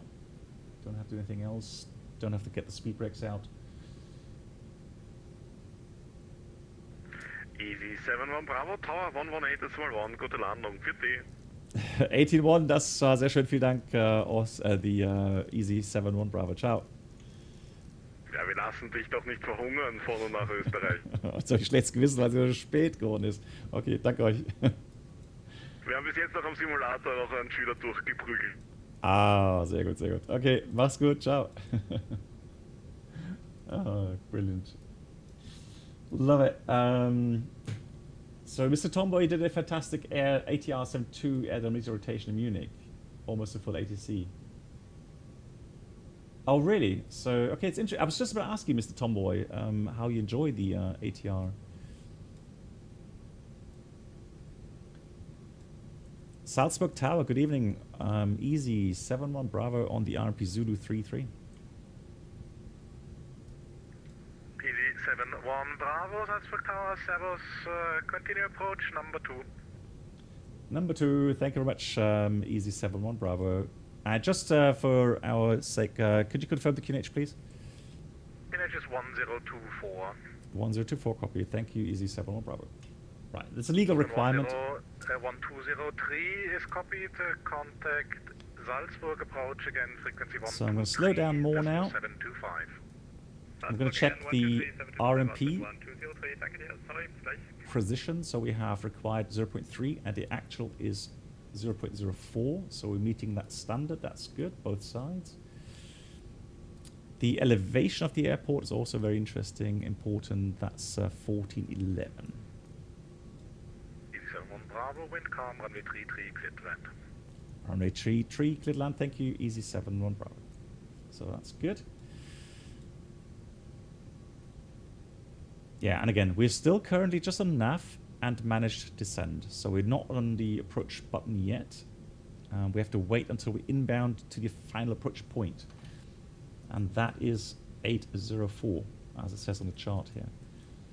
And only then, once we're inbound to the final approach point, only then will we press the approach button. So you gotta love how the aircraft kind of flies around the valley to have the most obstacle clearance. Really cool. Something we don't have in our aircraft, that lateral deviation bar. So I've never seen that in our aircraft. Good, 4,000 feet. So now that we're inbound, I'm going to press the approach. So we have approach nav, out, and final blue. Gears coming down. Speed managed.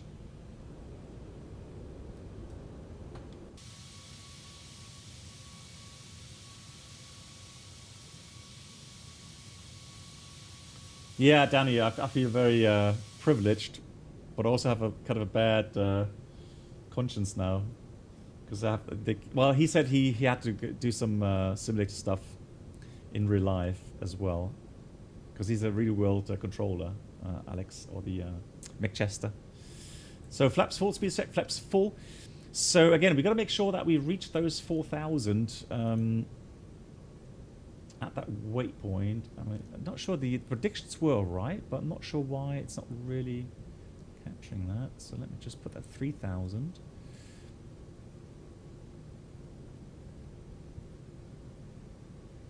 So we should be coming in very shortly. 2,500.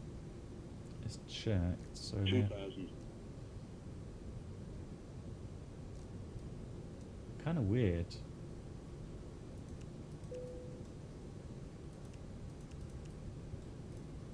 There we go. Final app is now active.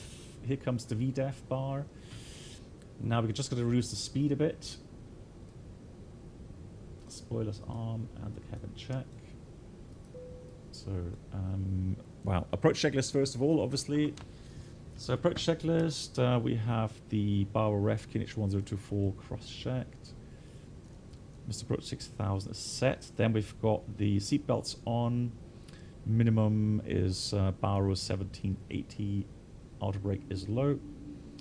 And the engine mode selector is normal. Landing checklist, EQM landing, no blue. Checklist completed. Clear to land. From now, we just simply check the altitude. So we're 3 miles out, 1,000 feet. Looks a little bit high. It says here on the VDEF it should be all right. But the picture, that looks high to me. I mean, 3,000 feet, but it says 1,100 feet, so all good, apparently. So let's have a look. 1,000. 1,000 is checked. Flight director off. Third on. Manual thrust, manual flight. Yeah, 1 red, 3 white. It's not bad. I was just worried that we were way too high. But just not justified there. There we go. So nicely onto the final path here. Trying to get 2 red, 2 white. 1,000 feet per minute. Maximum wind is calm. There we go. Setting normal pitch and power values here.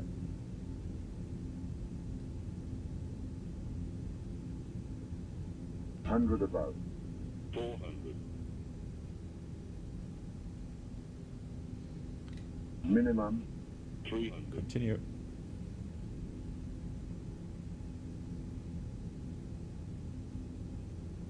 $200.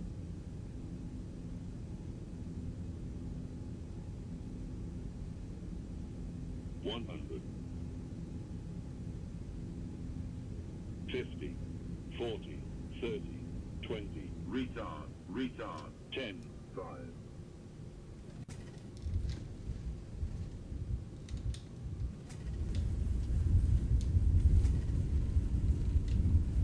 can only activate one reverser again.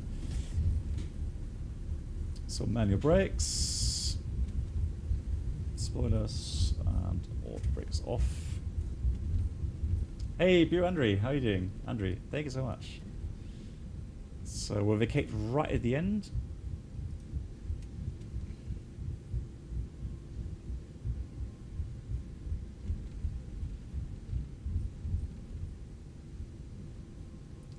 Nice. So that approach, thank you much, Danny. So that approach again is very fascinating. 1 Bravo, you pay for the whole runway, you use the whole runway, taxi to stand, Echo 3 via Bravo, exit 3. Via Bravo, exit 3. Thanks a lot to Echo 3. Thanks for staying on so long. That's really appreciated. Have a great day tomorrow, and see you soon from Easy 7 Bravo. No problem at all. Have a great night. Bye-bye. So that's, again, it's really, really kind of them to spend the time here to give us control. So exit 3 as well, Bravo. Echo 3 stand, fantastic. What's the difference between a Toliss 321 and a 320? Well, you would have to look at the change log.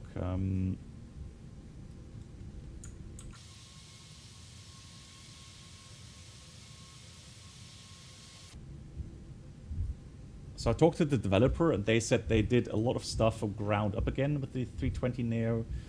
So it's not just a simple port over from a 321 Neo.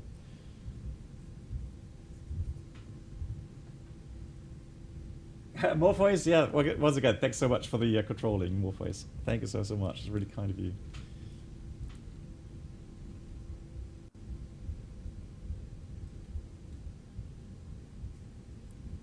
And it's a beautiful, beautiful scenery. Salzburg Tower, hello Norma, 1203, establish for the local Oh. LS15 for the circling runway 33. Oh, nice. 203, schön turn, service clear circling 33, wind calm. So what's that? Yes, circling 33, thank you very much, clear to land, Austrian 123. Yeah, it is a lovely scenery. So let's have a look here at exit 3. So, parking stands. So exit 3, and then Echo 3 is there. Okay, cool. I guess that way we're going to have a beautiful view of that of Aaron's landing. Brake fans on. That goes off. That goes off. After landing checklist, radar and flight winch system is off.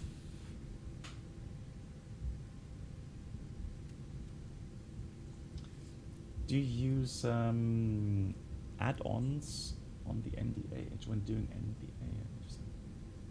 No, we don't. Like I said, we don't do that on our approaches because the charts that we have company charts, and so those already have these buffers included. Good night, Black Box. So there's no need for us to do that manually. Danny, thanks so much for watching. Yeah, next stream, guys, in case you're interested, I'm gonna be working again another 5 days from. Well, I've got to go to Frankfurt tomorrow. Where's my schedule?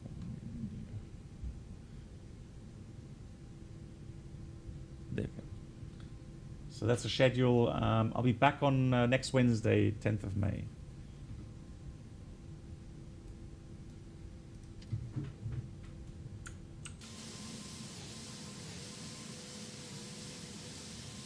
Oh yeah, there he is. Just seeing him come in here. Cool.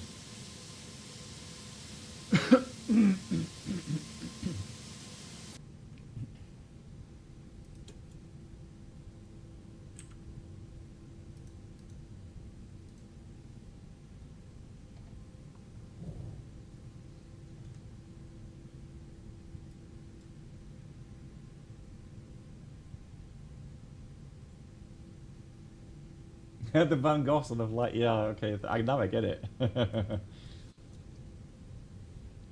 It is art, right? I mean,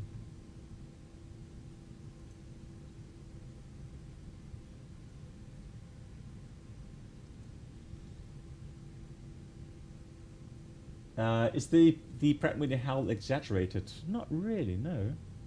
No, so Baby Boeing, I've just flown the Neo yesterday. And you do have that howl coming out of idle. The howl is created by the increased airflow through the combustion chamber. Right, there's the circling. Ooh, nice low-level circling there.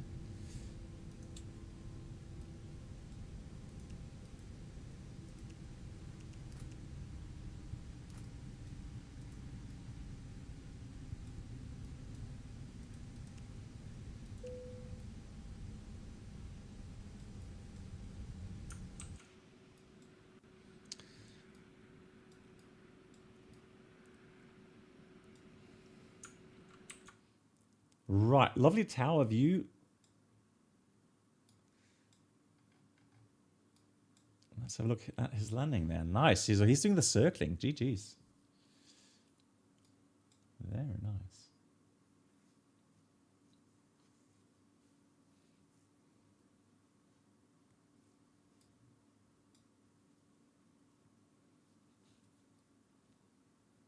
There's the Salzburg.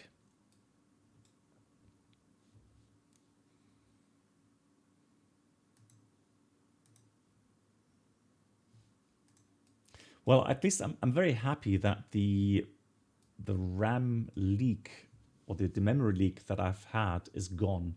And again, I was using the potato something app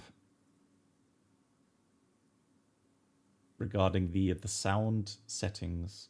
Voice meter, it was called voice meter. And that actually caused memory leaks for me. So I uninstalled that again, and now it's all good.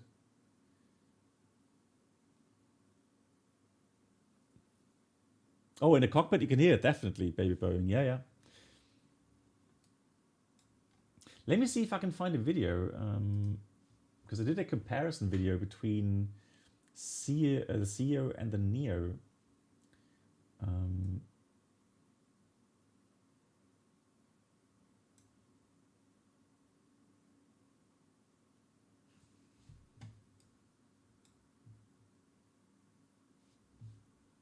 I'm pretty sure that you could hear the howl. Right, there it comes. Now it's going to be interesting. Let's have a look. Drum roll. Here he comes.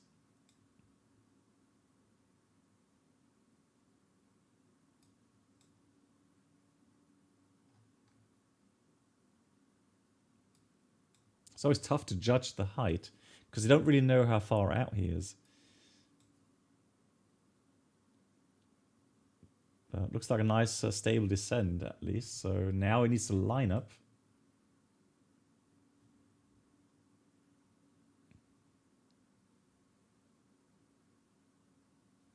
Yeah, looks like a very nice and stable approach. Now comes to line up with the center line. Beautiful. Oh yeah. GG, looking very nice, very stable.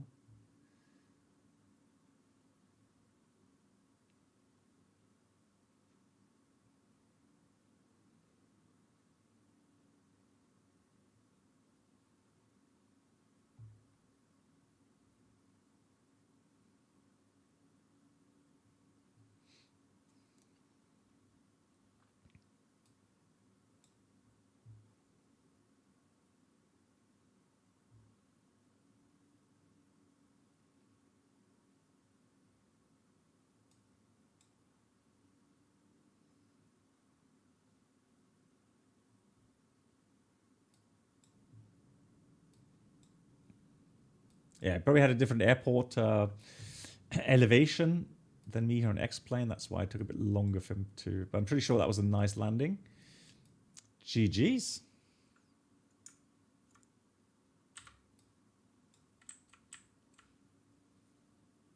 Well done. I'm just going to check the sound. If I can pick up the sound from the Neo there. Hold on. That works.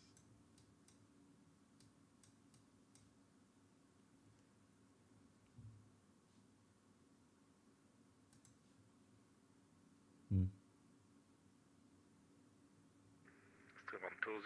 taxi stand Whiskey 3 via Bravo exit 3. Schönen Abend, servus. Whiskey 3 via Bravo exit 3 aus dem 1203. Vielen Dank für den Scenic Approach mit Control und schönen Abend, servus.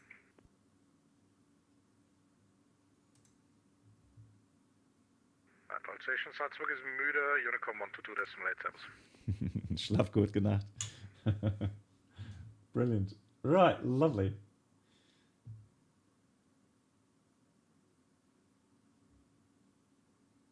Excellent. Right.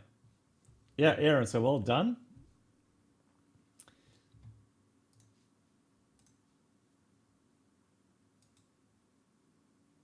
So just try to open that. Oh, there we go.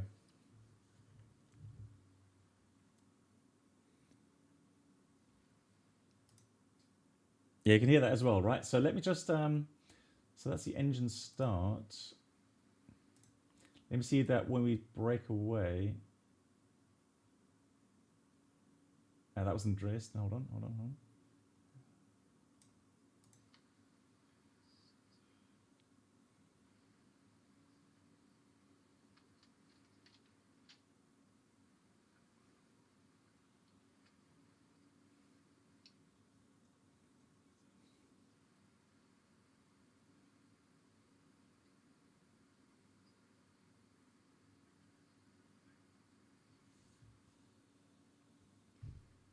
Yeah, you can hear the howl in the background. I didn't really increase the thrust that much. Let me just go to takeoff position really quickly and then...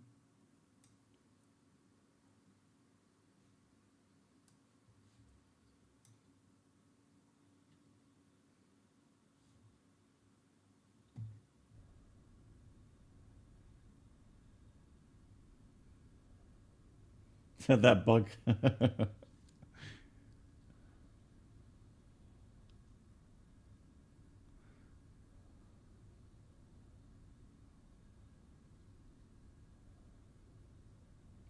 $75 knots. Oh, you can't hear that clip? You can't? What? You couldn't hear that?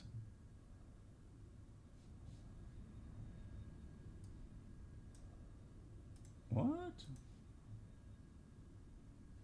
Okay, let me just try. Okay, then I need to add something as well. Hold on. Let me just channel that. Then we go music. So let me, we'll fix this. Hold on. We will fix this. So put this to output. Music. There we go. So let's have a look if that works.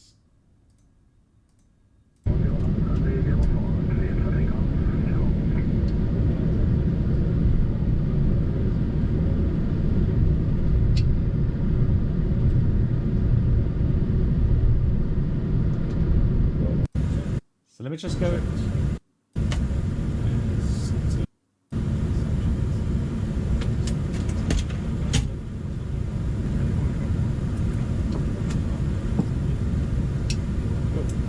That's it.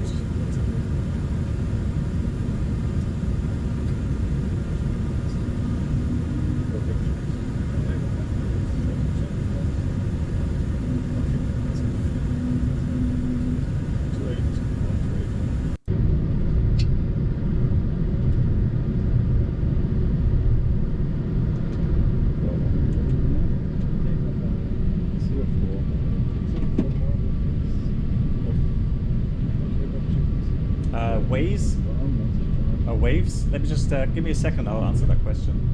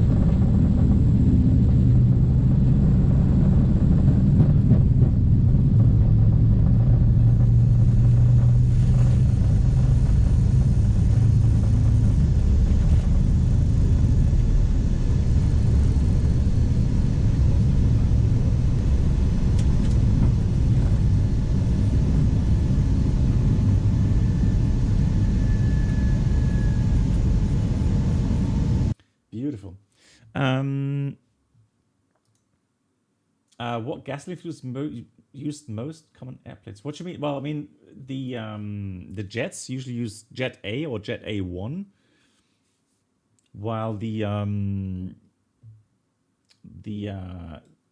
props, they use avgas. So if you don't own any Toliss bus and want to get only one, which is the best? Yeah, so officially the Taurus 320 Neo is well, the 319 and 321s. I think the 321 is also now officially compatible with the XP12. Yeah, Aaron, right? Nice approach, by the way. GG's. Looks very good, very stable. So personally, if you don't own a Toliss yet, so you own, let's say, X-Plane, but you don't own a Toliss, I would go with the 320 Neo, to be fair. I think this is, you know, this is the aircraft to get, really. Although, I mean, if you really want to do some, you know, some longer flights, then I guess, obviously, the 321 Neo will give you more options. No, so 321 isn't yet compatible, is it? 319 is, but I think a 321 isn't. Just gonna check that on the store.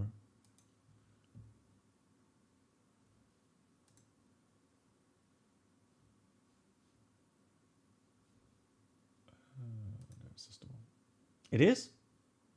Okay, guys. Okay, so there we go. Got several people saying that 320 is... So I don't know why I haven't got it installed yet, but so 321 Neo add-on is compatible.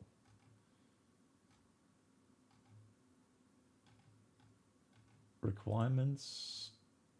Yeah, it works X-Plane 12, X-Plane 11. Yeah, it does work officially. Yeah, so cool. Thank you. There we go. Okay, guys, thank you so much. My dear moderators, thanks for all the help. Excellent feedback today. Very nice. I'll have to look at the video on demand to see if the sounds were all right or where they need improving. And again, the next stream will be next Wednesday. Got more flying to do, but then I'll be home for a week, so should be at least 3 streams coming up when I return. Thank you much, Aaron. Yeah, okay, well, I was not too distracting watching the stream as well. GG, well done. Cool. Thank you so much, Aaron. Thanks for flying along. Thank you for all the support. Big shout out to the resubs coming in and also for the raids. Thank you so much, everyone. And stay well, everyone. Stay safe. See you soon. Good night.